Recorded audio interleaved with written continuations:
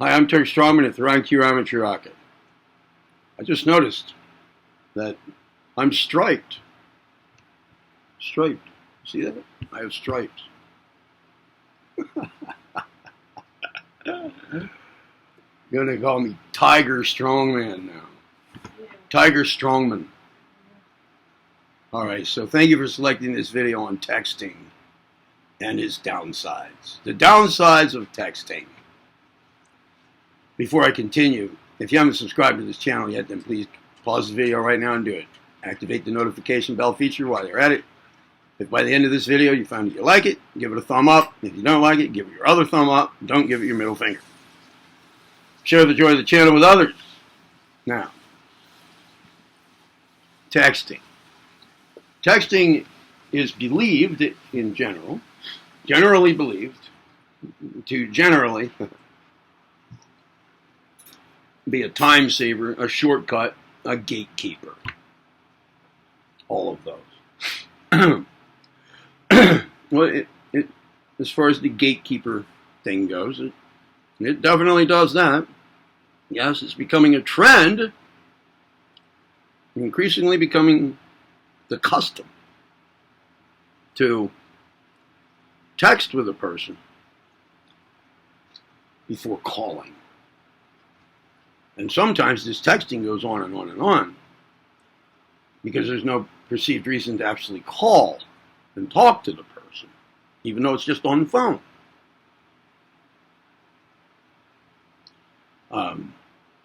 Calling right up front is unacceptable according to this custom. Unless, of course, it's a business call. And we don't normally get into texting for business. But for any other kind of dialogue, unless it's with a family member or something like that, we don't just call. We text. Test the water. Maybe just keep it at texting until it becomes necessary to actually talk about something. Well, the downside of this gatekeeping feature is, look, telephoning,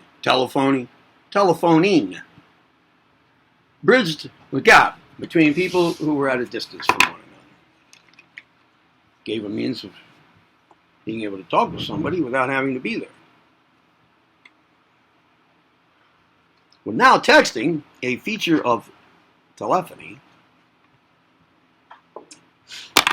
increases the distance socially. Not with respect to physical proximity. Well, just like telephoning didn't bring people closer with respect to physical proximity with one another. But it socially bridged the gap. And now texting, it doesn't take away contact, but it makes it more distant. Otherwise, it wouldn't be it wouldn't serve as a gatekeeping function. It wouldn't serve a gatekeeping function, a security function, a screening function. It's depersonalizing rather than personalizing. You could group it in with that thing called social distancing, a term which popularized itself during the quarantine period, the COVID-19 quarantine period. Practice social distancing rather than social closencing. Closencing. All right. What about other stuff? It's proposed to be a shortcut. It's believed to be a shortcut. It's quicker. Well, it's only quicker because it's stunted. Stunted so much, in fact, that often people use what you might call compressed language. Letters left out. Numbers used, digits used in place of words, like for, you, letter, just the letter U, the number 2, the digit 2, instead of the word to.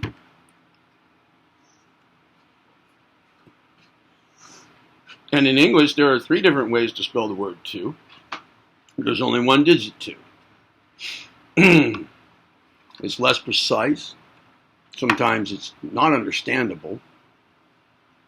It's too brief. You might ask a 3-part question and get a 1-word answer.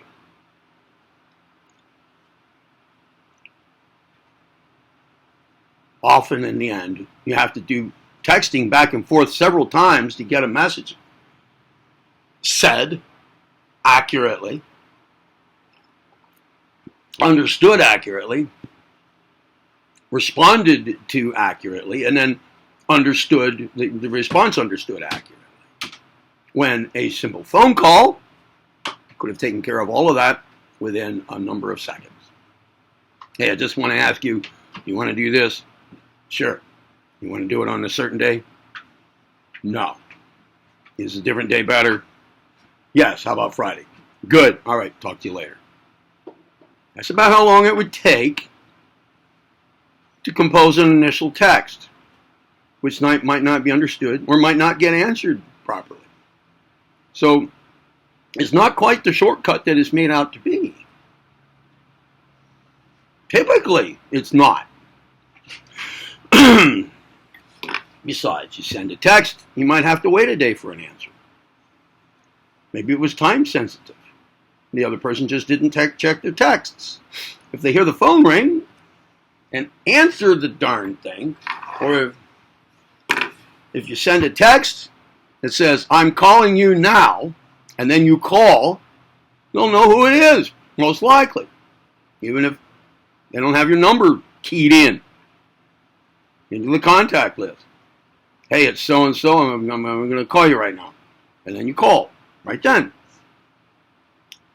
But no, that's not permitted. Not according to the trend.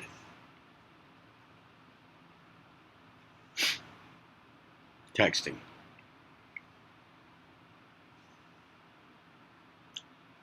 It's not personal. It's not meant to be. It's decreasing people's abilities to actually have direct contact with one another. It's decreasing people's willingness to have direct contact with one another, or more direct forms of contact with one another. It's not very satisfying, really. But people have been led to believe that it is. That it's a wonderful thing. That it's quicker, it's more efficient. And besides, when you write something to somebody, there's no body language to go with it. There are no tonal inflections. There's no real laughter if something's supposed to be funny. There's just LOL, which you could put there even if you're extremely pissed off at somebody. They won't know the difference. I mean, if you're really pissed off at somebody and you're talking to them, and you're sounding very emphatic and direct, and, a little angry maybe. Maybe you have a harsh tone, and then you go, then that's detected as sarcasm, which it probably is. But you can write LOL, laughing out loud, when you're not laughing out loud. When you're not even close to it. It allows for more dishonesty. You lose a lot of meaning because there's no tonal inflection, there's no vocal modulation to go with it. Things can get misunderstood that way more easily. Like you might write, you might text to somebody, don't ever do that shit again. But you're joking. Like, well, don't ever do that shit again, huh? Well, or, even a more wisecrack. Like, okay, Dad, don't ever do that shit again. And you're just pretending to have superiority over Dad. You're just pretending. And he knows it. But if you text it, Dad, don't ever do that shit again. Well, that might create some hard feelings that could last for a very long time between you and your dad. He might think, oh, I see where our relationship is now. Okay, yeah. Mm-hmm.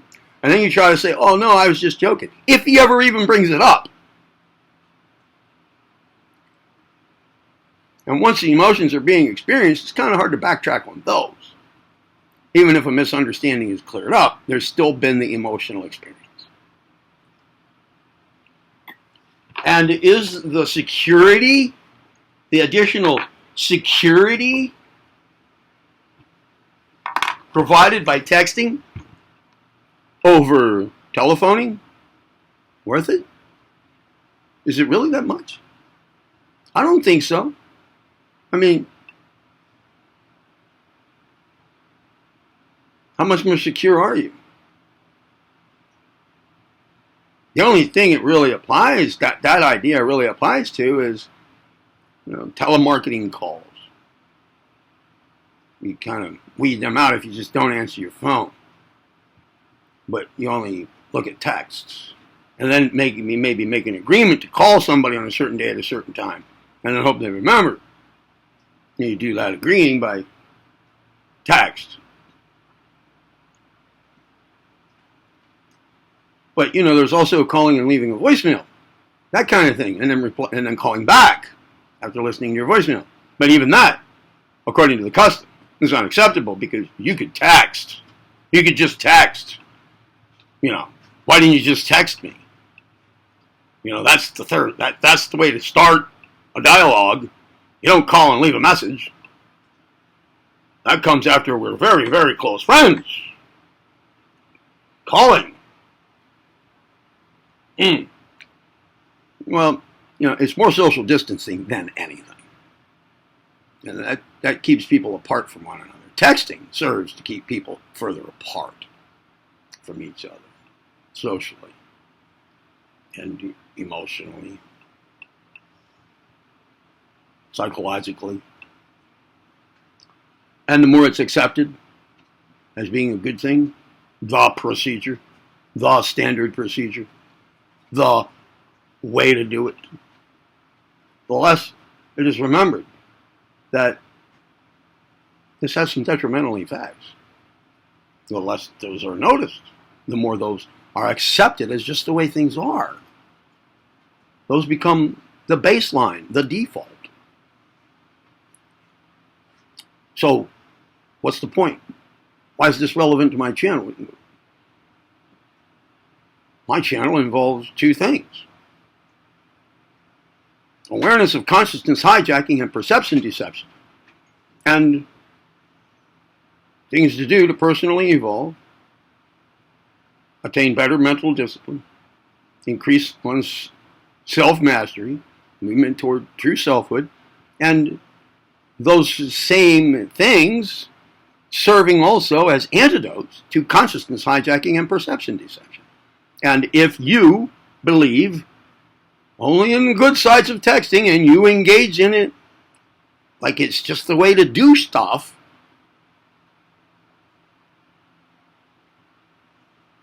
in other words, you're a true blue texter, favor texting to phone calling, then I suggest that you ask yourself, directly ask yourself, and then be honest, bright in your answer to yourself. Have I allowed my perception over this thing, texting, to be deceived? And have I allowed my consciousness to be hijacked with respect to it?